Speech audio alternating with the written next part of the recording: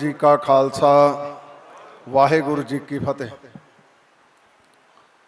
अज आपां उस महान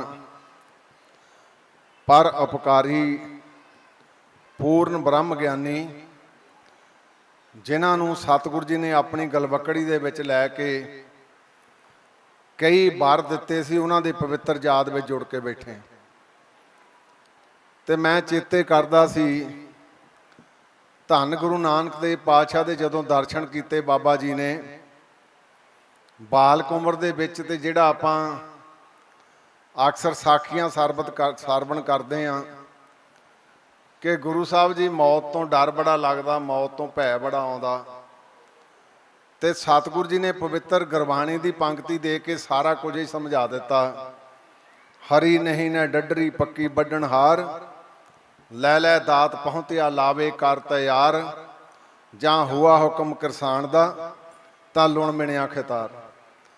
बाबा जी भावें बालक अवस्था च सी, गुरु नानक देव पातशाह ने कहा कि बाबा जी ये जिहड़ा किरसान आ, वो जिले अपनी फसल बीजदा, वो कच्ची वढ़ लै, वो पक्की वढ़ लै, उहदी मर्जी आ।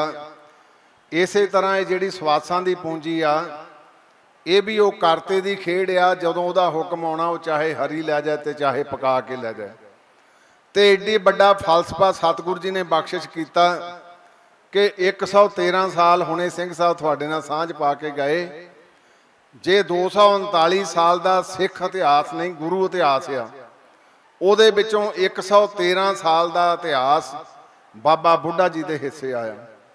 अज तो साढ़े चो 13 मिनट किते सेवा कर लीए तो विमान आ जाता।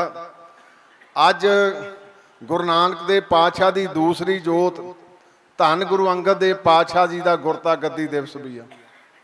ते आपां इतिहास दीयां साखियां जिहड़ियां पुरातन जिले उन्होंने सरवण करते हैं। धन गुरु नानक देव पातशाह ने जिले आखिरी समा प्रीख्या लई भी कित्थे तक मेरा सिख, मेरा आनंद सेवादार कित्थे तक खड़ा। ते सतगुरां ने एक कौतक वरताया, जंगल च तुरे जाते जेड़े मेरे वर्गे सासी घट सी, जिन्हां दा विश्वास नहीं सी, वो छड्ड के गुरु साहब जी नूं वापस मुड़िया है। दो गुरु साहब जी दे आनंद सेवादार धन धन गुरु अंगद देव पातशाह, धन धन बाबा बुढ़ा जी रह गए। ते सतगुरु जी ने कहा मुड़दे नहीं पिछे। जिले बाबा बुढ़ा जी ने कहा, उन्हें कहा हुण टिकाणा कोई नहीं, गुरु साहब जी जाइए कित्थों, तुहाडे बगैर है कोई नहीं। ते सतगुरां ने वर दिता सी कि तेरे कोल हमेशा मैं रहूँगा। ये वर गुरु बाबा जी नूं गुरु नानक देव पातशाह ने बख्शिश किया। दूसरा वर सतगुरु जी ने गुरु अंगद देव पातशाह नूं गुरता गद्दी बख्शिश की। फिर सवाल इत्थे भी उठदा कि जदों गुरु नानक देव पातशाह जी ने नमस्कार की गुरु अंगद देव पातशाह नूं, ते फिर पहला तिलक जिहड़ा वो बाबा जी दे हिस्से आया। ये आम साडियां साखियां प्रचलित है कि गुरु नानक देव पातशाह जी ने मत्था टेकण तो बाद उहदे तो बाद बाबा जी ने नमस्कार की।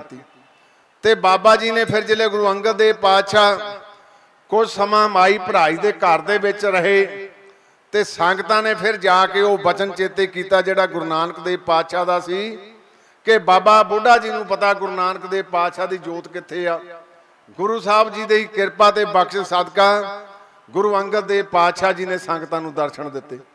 जिस वेले गुरु अमरदास पातशाह वो भी कुछ समा सन साहब गुरुद्वारे चले गए, फिर संगतां ने बेनती की कि बाबा जी गुरु की जोत नूं प्रगट करो। तो सतगुरु जी की उस जोत नूं फिर आपां इतिहासक सासियां जिहड़ियां साखियां सरवण करते हैं, वो बाबा बुढ़ा जी ने फिर उस तीसरी जोत नूं प्रगट किया। सो मेरा कहण तो भाव 113 साल छोटा समा नहीं हुंदा। 113 सालां दे विच जिन्नी सतगुरु जी ने बख्शिश की कि जे गुरु हरगोबिंद पातशाह जी की किरपा ते बख्शिश की, जे उन्हां दी एजुकेशन सतगुरु जी ने जिहड़ी गुरु पंजम पातशाह ने उन्हां दे सपुरद की, चाहे घोड़ सवारी सी, चाहे गुरमत दी ते चाहे दूसरे पक्षां दी, वो सारी दी सारी बाबा बुढ़ा जी ने साहब श्री गुरु हरगोबिंद पातशाह नूं जिन्हां नूं गोदी दे विच खिलाया उन्हां दे हिस्से आई। ते वो पर उपकार दे विचों सतगुरु जी ने फिर दो बाबा जी ने उन्होंने श्री साहब भी पहनाइया।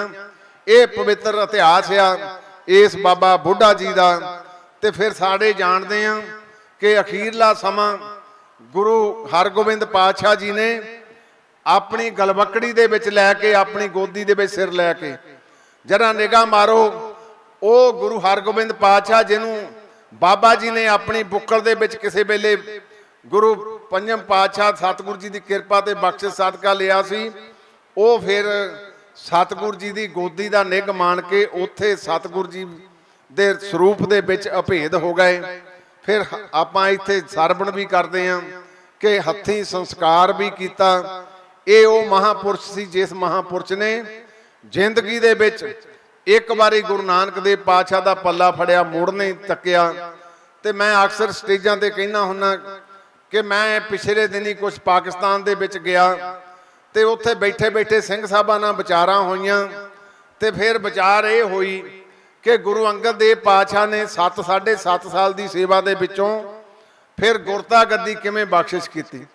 ਤੇ ਉਹ ਪਿਆਰਾ ਬਚਨ ਫਿਰ ਮੇਰੇ ਦਿਲ ਵਿੱਚ ਵੀ ਖੋਭਾ ਕਿ ਭਾਈ ਬਾਲਾ ਜੀ, ਬਾਬਾ ਬੁੱਢਾ ਜੀ ਤੇ ਨਾਲ ਗੁਰੂ ਅੰਗਦ ਦੇਵ ਪਾਤਸ਼ਾਹ ਗੁਰਮਤਾ ਕੀਤਾ ਕਿ ਗੁਰੂ ਸਾਹਿਬ ਜੀ ਥੋੜੀ ਸੇਵਾ ਦੇ ਵਿੱਚ ਗੁਰਤਾ ਗੱਦੀ ਦੀ ਬਖਸ਼ਿਸ਼ ਹੋ ਗਈ ਤੇ ਕਿਵੇਂ ਪ੍ਰਾਪਤੀ ਹੋਈ।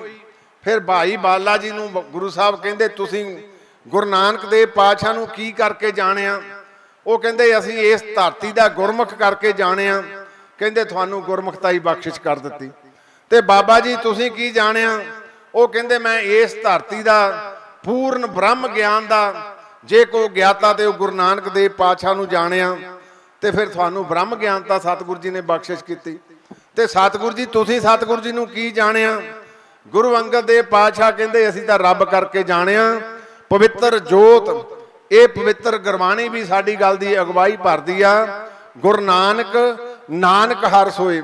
ਪੰਜਵੇਂ ਪਾਤਸ਼ਾਹ ਦਾ ਬਚਨ ਭਾਵੇਂ ਭੱਟਾਂ ਨੇ ਵੀ ਬੜੀ ਸਿਫਤ ਕੀਤੀ, ਪਰ ਗੁਰੂ ਪੰਜਮ ਪਾਤਸ਼ਾਹ ਨੇ ਇਸ ਗੱਲ ਦਾ ਨਿਰਣਾ ਕੀਤਾ ਕਿ ਗੁਰੂ ਨਾਨਕ ਦੇਵ ਪਾਤਸ਼ਾਹ ਹਰੀ ਦਾ ਸਾਖਸ਼ਾਤ ਰੂਪ ਸੀ। ਸੋ ਗੁਰਤਾ ਗੱਦੀ ਗੁਰੂ ਅੰਗਦ ਦੇਵ ਪਾਤਸ਼ਾਹ ਜੀ ਨੂੰ ਸਤਿਗੁਰੂ ਜੀ ਨੇ ਬਖਸ਼ਿਸ਼ ਕੀਤੀ।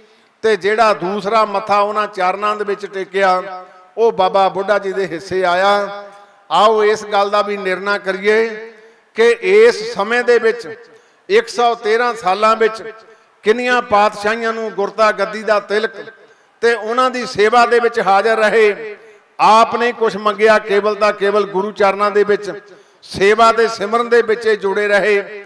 ਤੇ ਉਹ ਪੰਜਮ ਪਾਤਸ਼ਾਹ ਦਾ, ਚੌਥੇ ਪਾਤਸ਼ਾਹ ਦਾ ਸਥਾਨ, ਜਿਸ ਸਥਾਨ ਤੇ ਆਪਾਂ ਅੱਜ ਵੀ ਨਤਮਸਤਕ ਹੁੰਨੇ ਆ, ਜਿਹਨੂੰ ਆਪਾਂ ਬਾਬਾ ਬੁੱਢਾ ਜੀ ਦੀ ਬੇਰੀ ਕਹਿ ਦਿੰਦੇ ਆ, ਉਸ ਬੇਰੀ ਨੂੰ ਮਾਣਿਆ। ਉਹਦੇ ਥੱਲੇ ਬੈਠ ਕੇ ਬਾਬਾ ਜੀ ਨੇ ਉਸ ਮਹਾਨ ਕਾਰਜ ਦੀ, ਉਸ ਮਹਾਨ ਸਥਾਨ ਦੀ ਸੇਵਾ ਕਰਵਾਈ। ਤੇ ਗੁਰੂ ਪਾਤਸ਼ਾਹ ਜੀ ਨੇ ਕਿਰਪਾ ਵੀ ਕਿੱਡੀ ਕੀਤੀ ਕਿ ਪੰਜਵੇਂ ਪਾਤਸ਼ਾਹ ਨੇ, ਕਈ ਵਾਰੀ ਸਾਡੇ ਅੰਦਰ ਵੀ ਸਵਾਲ ਪੈਦਾ ਹੋ ਜਾਂਦਾ ਕਿ ਗੁਰੂ ਸਾਹਿਬ ਆਪ ਸਾਖਸ਼ਾਤ ਮੋਹਰੇ ਬੈਠੇ ਆ ਤੇ ਮੈਂ ਹੁਣ ਇੱਥੇ ਬੈਠਾ, ਜੇ ਮੇਰੇ ਮੋਹਰੇ ਕੋਈ ਮੇਰਾ ਗੁਰੂ ਬੈਠਾ ਹੋਵੇ ਜਿਹਨੇ ਮੈਨੂੰ ਸਾਰੀ ਸਿੱਖਿਆ ਦਿੱਤੀ ਹੋਵੇ ਤੇ ਉਹਦੇ ਮੋਹਰੇ ਮੈਂ 100 ਵਾਰੀ, ਖਾਸ ਕਰਕੇ ਜਿੱਲੇ ਗੁਰਮਤਿ ਦੀ ਗੱਲ ਕਰਨੀ, 100 ਵਾਰੀ ਸੋਚੂਗਾ। ਤੇ ਬਾਬਾ ਬੁੱਢਾ ਜੀ ਨੂੰ ਧੰਨ ਗੁਰੂ ਅਰਜਨ ਦੇਵ ਪਾਤਸ਼ਾਹ ਜੀ ਨੇ ਆਪਣੇ ਤਰਲ ਦੇ ਉੱਤੇ, ਜਿਵੇਂ ਸਤਿਗੁਰੂ ਜੀ ਦੀ ਉਹ ਰਸਨਾ ਸੀ, ਉਹ ਰਸਨਾ ਬਾਬਾ ਬੁੱਢਾ ਜੀ ਦੇ ਹਿੱਸੇ ਆਈ।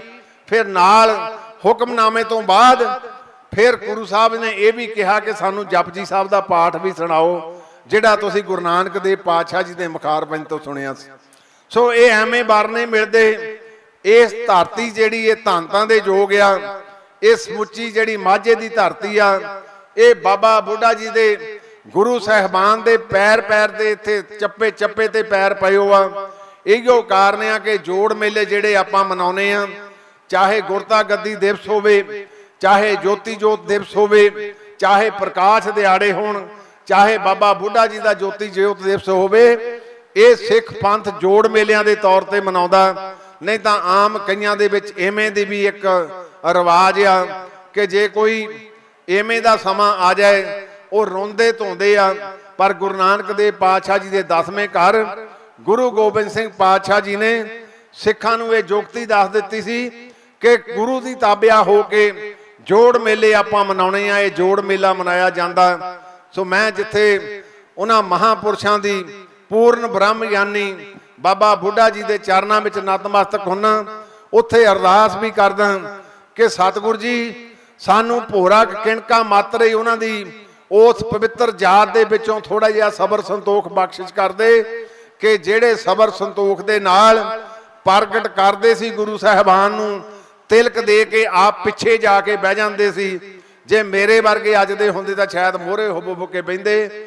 ਇਹੋ ਹੀ ਗੁਰੂ ਨਾਨਕ ਦੇਵ ਦਾ ਫਲਸਫਾ, ਇਹੋ ਹੀ ਗੁਰੂ ਨਾਨਕ ਦੇਵ ਪਾਤਸ਼ਾਹ ਦੀ ਸੋਝੀ ਸੀ। ਤੇ ਮੈਂ ਉਹਨਾਂ ਬ੍ਰਹਮ ਗਿਆਨੀਆਂ ਨੂੰ ਜਿੱਥੋਂ ਇੱਥੇ ਜਿਹੜਾ ਵੀ ਕੋਈ ਝੋਲੀ ਅੱਡ ਕੇ ਜਿਹੜੀ ਵੀ ਕੋਈ ਮੰਗਦਾ ਉਹ ਮੁਰਾਦ ਉਹਦੇ ਝੋਲੀ ਦੇ ਵਿੱਚ ਬਾਬਾ ਬੁੱਢਾ ਜੀ ਪਾਉਂਦੇ ਆ।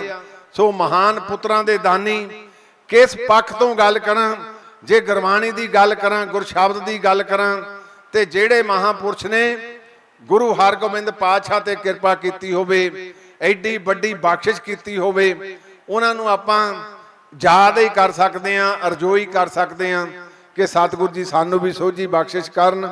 ਸੋ ਮੈਂ ਅੰਤ ਦੇ ਵਿੱਚ ਮੇਰੇ ਵੀਰ ਸਰਦਾਰ ਜੋਧ ਸਿੰਘ ਜੀ ਸਮਰਾ, ਉਹ ਇਹ ਸਾਡਾ ਮੈਂਬਰ ਵੀ ਹੈ ਸੀ ਤੇ ਨਾਲ ਹਲਕਾ ਇੰਚਾਰਜ ਵੀ ਆ। ਉਹ ਮੈਂ ਕਈ ਵਾਰੀ ਕਹਿੰਦਾ ਹੁੰਦਾ ਵੀ 2 in 1 ਹੁੰਦਾ ਤੇ ਜ਼ਿੰਮੇਵਾਰੀ ਬੜੀ ਵੱਡੀ ਹੁੰਦੀ ਆ। ਕਹਿ ਲਈਦਾ ਵੀ ਜ਼ਿੰਮੇਵਾਰੀਆਂ ਚੱਕ ਲਓ ਤੇ ਜ਼ਿੰਮੇਵਾਰੀਆਂ ਛੱਡਦੇ ਨਹੀਂ, ਪਰ ਇਹ ਜ਼ਿੰਮੇਵਾਰੀਆਂ ਘਰ ਫੂਕ ਕੇ ਤਮਾਸ਼ਾ ਦੇਖਣ ਵਾਲੀ ਗੱਲ ਆ ਜੇ ਸੇਵਾ ਕਰਨੀ ਆ।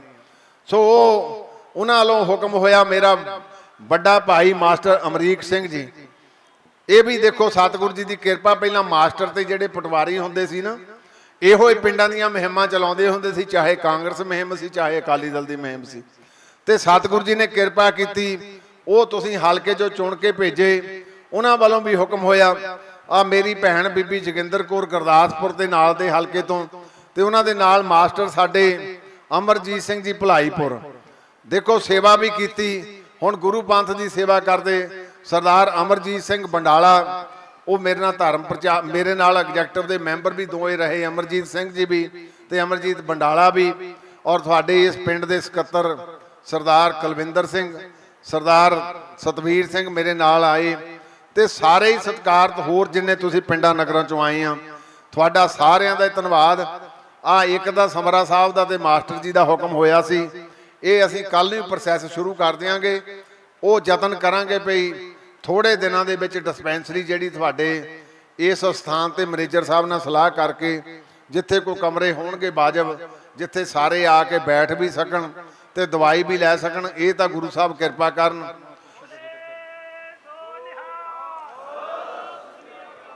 ਦੂਸਰਾ ਜਿਹੜਾ ਇਹਨਾਂ ਨੇ ਕੀਤਾ ਸੀ, ਦੇਖੋ ਮੈਂ ਸੱਚੀ ਗੱਲ ਕਦੇ ਨਾ ਤਾਂ ਰਕਮ ਅਨਾਉਂਸ ਕਰਕੇ ਜਾਣਾ ਸਟੇਜ ਤੇ, ਫਿਰ ਉਹ ਝੂਠਾ ਬੰਦਾ ਪੈਦਾ ਹੁੰਦਾ ਵੀ ਗੁਰੂ ਸਾਹਿਬ ਦੀ ਹਾਜ਼ਰੀ ਦੇ ਵਿੱਚ ਕੋਈ ਗੱਲ ਗਲਤ ਕਰ ਗਿਆ। ਸਕੂਲ ਕਾਲਜ ਜਿਹੜੇ ਆ ਉਹ ਅਸੀਂ ਬੈਠ ਕੇ ਵਿਚਾਰ ਕਰਾਂਗੇ, ਕਿਉਂਕਿ ਬਹੁਤ ਸਾਰੇ ਕਾਲਜ ਅੱਜ ਬੰਦ ਦੇ ਕੰਢੇ ਚੱਲ ਗਏ, ਕਿਉਂਕਿ ਨੌਜਵਾਨੀ ਜਿਹੜੀ ਉਹ ਵਿਦੇਸ਼ਾਂ ਨੂੰ ਤੁਰ ਗਈ ਆ, ਤੇ ਜਿਹਨੇ ਪੜ੍ਹਨਾ ਸੀ ਉਹ ਪੜ੍ਹਨ ਵਾਲੇ ਬਾਹਰ ਚੱਲ ਗਿਆ। ਮੈਂ ਕੱਲ ਫਤਿਹਗੜ੍ਹ ਦੀ ਧਰਤੀ ਤੇ ਸਾਡਾ ਇੱਕ ਵਿਦਿਅਕ ਕਾਨਫਰੰਸ ਸੀ, ਤੇ ਸਾਡੀ ਇੱਕ ਉਹ ਬੀਬੀ ਹੈ ਤਾਂ ਮੇਰੇ ਜ਼ਿਲ੍ਹੇ ਤੋਂ, ਉਹਨੇ ਬਹੁਤ ਖੂਬਸੂਰਤ ਗੱਲ ਕਹੀ, ਤੇ ਹੈ ਵੀ ਉਹ ਕਹਿੰਦੀ 20 ਸਾਲ ਤੋਂ ਲੈ ਕੇ 45 ਸਾਲ ਦੇ ਵਿੱਚ ਬੱਚਾ ਨਹੀਂ ਕੋਈ ਲੱਭ ਰਿਹਾ, 40 ਤੋਂ ਬਾਅਦ ਤਾਂ ਬੱਚਾ ਨਹੀਂ ਰਹਿੰਦਾ। ਇਹ ਗੱਭੇ ਏਜ ਗੈਪ ਪੈ ਜਾਣਾ, ਏਜ ਗੈਪ ਜਿੱਲੇ ਪਿਆ ਸਾਡੇ ਵਾਲੀ ਪੀੜ੍ਹੀ ਚੱਲ ਗਈ, ਪਿੱਛੇ ਬੱਚੇ ਰਹਿ ਜਾਣੇ, ਫਿਰ ਉਹ ਗੈਪ ਪੂਰਾ ਕਰਨ ਨੂੰ ਬੜਾ ਸਮਾਂ ਲੱਗੂਗਾ। ਇਹ ਸਾਡੇ ਲਈ ਇੱਕ ਚਿੰਤਾ ਦਾ ਵੀ ਵਿਸ਼ਾ ਆ ਕਿ ਆਪਾਂ ਪਹਿਲਾਂ ਵਿਦੇਸ਼ਾਂ 'ਚੋਂ ਪੈਸਾ ਧਨ ਇੱਧਰ ਨੂੰ ਭੇਜਦੇ ਸੀ, ਅੱਜ ਇੱਥੋਂ ਧਨ ਜਿਹੜਾ ਉਹ ਵਿਦੇਸ਼ਾਂ ਨੂੰ ਜਾ ਰਿਹਾ। ਸੋ ਗੁਰੂ ਸਾਹਿਬ ਕਿਰਪਾ ਕਰਨ, ਉਹਦੇ ਬਾਰੇ ਵੀ ਸੋਚਾਂਗੇ। ਸਾਡੇ ਬਹੁਤ ਹੀ ਸਤਿਕਾਰਯੋਗ ਮਹਾਂਪੁਰਸ਼, ਜਿਨ੍ਹਾਂ ਨੂੰ ਦੇਖੋ 2-3 ਮਹਾਂਪੁਰਸ਼ ਜਿਹੜੇ ਕਾਰ ਸੇਵਾ 'ਚ ਜਿਨ੍ਹਾਂ ਦੇ ਨਾਂ ਵੱਜਦੇ, ਉਹਨਾਂ ਦੇ ਵਿੱਚ ਸੰਤ ਬਾਬਾ ਜਗਤਾਰ ਸਿੰਘ ਜੀ ਕਾਰ ਸੇਵਾ ਵਾਲੇ, ਤਰਨ ਤਾਰਨ ਵਾਲੇ ਮਹਾਂਪੁਰਸ਼, ਬਾਬਾ ਉੱਤਮ ਸਿੰਘ ਜੀ ਖਡੂਰ ਸਾਹਿਬ ਵਾਲੇ, ਇਹ ਪਹਿਲੇ ਮਹਾਂਪੁਰਸ਼ ਆ, ਜਾਂ ਬਾਬਾ ਹਰਮਾਨ ਸਿੰਘ ਜੀ ਦਿੱਲੀ ਵਾਲੇ, ਬਾਬਾ ਖੜਕ ਸਿੰਘ ਜੀ ਸਾਡੇ ਸਮਿਆਂ ਤੋਂ ਪਹਿਲਾਂ ਹੋਏ ਆ। ਇਹ ਸੰਪਰਦਾ ਜਿਹੜੀ ਕਾਰ ਸੇਵਾ ਵਾਲੀ, ਇਹ ਬੜੇ ਨਿਰਪੱਖ ਤੇ ਨਿਸ਼ਚੇ ਦੇ ਨਾਲ ਜਿੱਥੇ ਵੀ ਗੁਰੂ ਘਰਾਂ ਦੀ ਸੇਵਾ ਹੁੰਦੀ ਆ, ਫਿਰ ਕਰਕੇ ਸਿਫਤ ਵੀ ਇਹ ਆ, ਕਾਰਜ ਪੂਰਾ ਕਰਕੇ ਸ਼੍ਰੋਮਣੀ ਗੁਰਦੁਆਰਾ ਪ੍ਰਬੰਧਕ ਕਮੇਟੀ ਨੂੰ ਚਾਬੀਆਂ ਸੌਂਪ ਕੇ ਫਿਰ ਗਾਂਹ ਚਲੇ ਜਾਂਦੇ ਆ।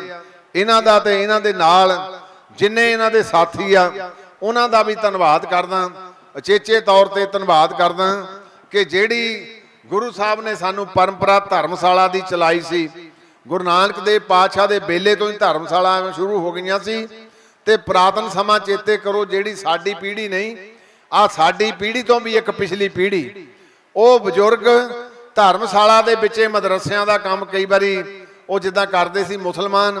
ਸਾਡੇ ਧਰਮਸ਼ਾਲਾ ਦੇ ਵਿੱਚ ਸਕੂਲ ਹੁੰਦੇ ਸੀ ਤੇ ਉਹਨਾਂ ਸਕੂਲਾਂ ਦੇ ਵਿੱਚ ਸਭ ਤੋਂ ਪਹਿਲਾਂ ਜੇ ਸਿਖਾਲਿਆ ਜਾਂਦਾ ਸੀ ਗੁਰਮੁਖ ਲਿਪੀ, ਉਹ ਤੋਂ ਬਾਅਦ ਫਿਰ ਉਹਨੂੰ ਨਿਤਨੇਮ ਦੀ ਸੋਝੀ ਤੇ ਫਿਰ ਐਵੇਂ ਸਤਿਗੁਰੂ ਜੀ ਦੀ ਕਿਰਪਾ ਦੇ ਬਖਸ਼ਿਸ਼ ਸਦਕਾ ਉਹਦੀ ਪੜ੍ਹਾਈ ਸ਼ੁਰੂ ਹੁੰਦੀ ਸੀ।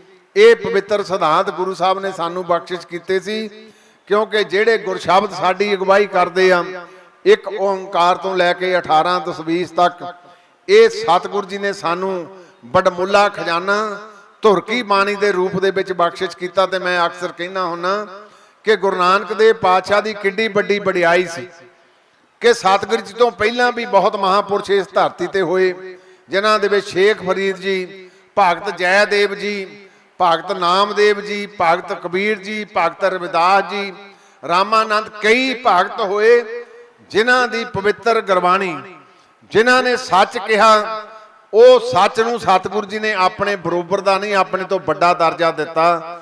ਇਹੋ ਹੀ ਸਤਿਗੁਰੂ ਜੀ ਦਾ ਫਲਸਫਾ ਆ। ਸਮੁੱਚੀ ਮਨੁੱਖਤਾ ਨੂੰ ਗੁਰੂ ਪੰਥ ਦੇ ਵਿੱਚ, ਗੁਰੂ ਗ੍ਰੰਥ ਦੇ ਵਿੱਚ ਸਮੋ ਕੇ ਹਰ ਇੱਕ ਸਿੱਖ ਨੂੰ ਤੇ ਹਰ ਇੱਕ ਇਸ ਸਮੁੱਚੀ ਲਕਾਈ ਦੇ ਨੂੰ, ਇਹਨੂੰ ਕੋਈ ਕਿਸੇ ਦਾ ਵਿਤਕਰਾ ਨਹੀਂ ਰੱਖਿਆ। ਜਿੱਥੇ ਭਾਈ ਗੁਰੂ ਘਰ, ਜਿੱਥੇ ਖੰਡਾ ਝੁਲਦਾ, ਉੱਥੇ ਤੂੰ ਸੁਰੱਖਿਅਤ ਆ, ਉੱਥੇ ਸਾਰੇ ਜਾਂਦੇ ਆ। ਉੱਥੇ ਪੁੱਛਿਆ ਨਹੀਂ ਜਾਂਦਾ ਤੇਰਾ ਧਰਮ ਕੀ ਆ, ਉੱਥੇ ਪੁੱਛਿਆ ਨਹੀਂ ਜਾਂਦਾ ਤੇਰੀ ਜਾਤ ਕੀ ਆ, ਉੱਥੇ ਪੁੱਛਿਆ ਨਹੀਂ ਜਾਂਦਾ ਵੀ ਤੂੰ ਊਚ ਘਰ ਦਾ, ਉੱਥੇ ਪੁੱਛਿਆ ਨਹੀਂ ਜਾਂਦਾ ਵੀ ਤੂੰ ਥੱਲੇ ਘਰ ਦਾ। ਇਹ ਸਮਤਲ ਗੁਰੂ ਪੰਜਮ ਪਾਤਸ਼ਾਹ ਜੀ ਦੀ ਚਲਾਈ ਖੇਡ, ਗੁਰੂ ਦਸਮ ਪਾਤਸ਼ਾਹ ਜੀ ਨੇ ਖੇਡ ਨਹੀਂ ਸੀ, ਮੈਂ ਕਹਿ ਰਿਹਾ ਮੂੰਹ ਤੋਂ ਕਹਿ ਦਿਆਂ, ਇਹ ਅਦੁੱਤੀ ਜਿਹੜੀ ਸਤਿਗੁਰੂ ਜੀ ਨੇ ਸਿਧਾਂਤ ਦੀ ਬਖਸ਼ਿਸ਼ ਕੀਤੀ ਸੀ, ਇਹਨੂੰ ਸੰਪੂਰਨ ਕੀਤਾ ਦਸਮ ਪਾਤਸ਼ਾਹ ਨੇ।